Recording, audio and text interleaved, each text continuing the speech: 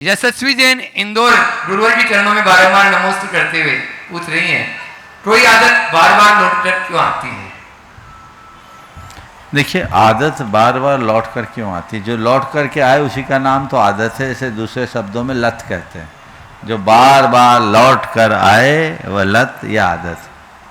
सवाल आदत के लौट कर आने का नहीं है, सवाल आदतों को बदलने और मिटाने का है।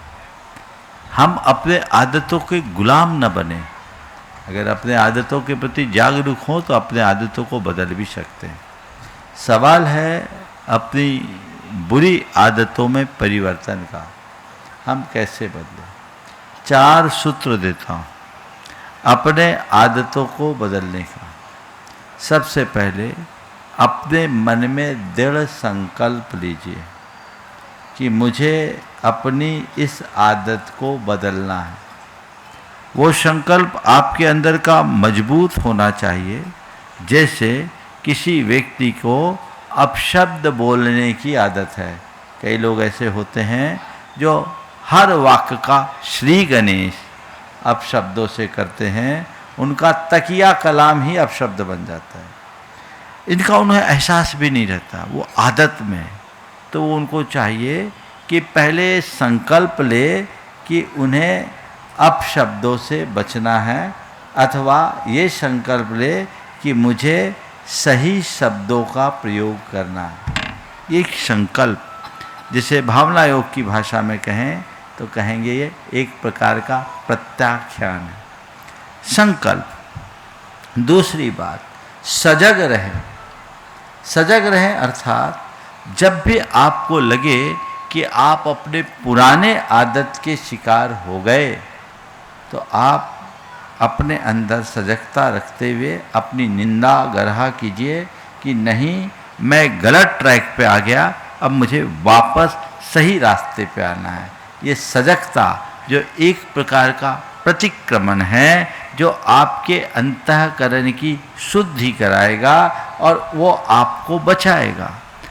तीसरी बात, आप रोज रोज अपने आप को एक सुझाव दीजिए जो एक प्रकार का अफर्मेशन है। मुझे ये करना है, मुझे ये करना है, मुझे ये करना है, मुझे अपशब्दों से बचना है, मुझे सही बोलना है, मुझे सही बोलना है, मुझे सही बोलना है, मुझे अपशब्दों से बचना है, मुझे अपशब्दों से बचना है।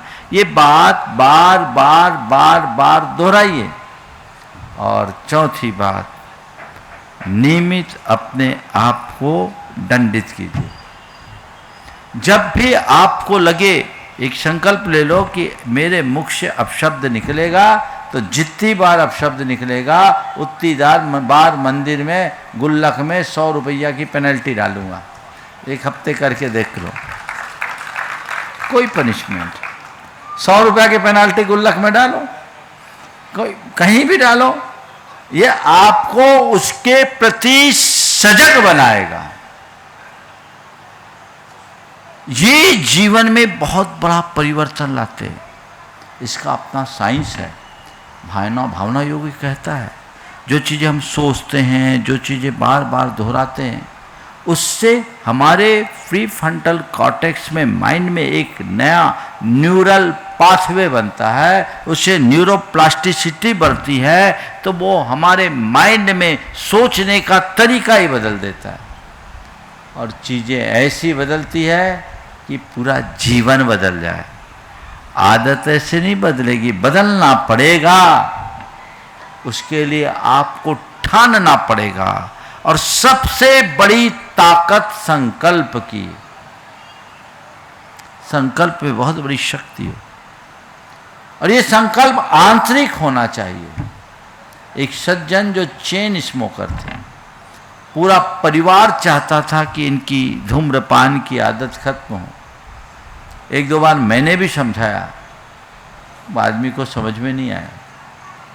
लेकिन एक बार परिवार सही तो आया और परिवार के लोगों ने बड़े खुशी से कहा, महाराज जी इनकी सिगरेट छूट गई। मुझे बहुत अच्छा लगा और आश्चर्य भी हुआ। बोले कैसे छूट गई?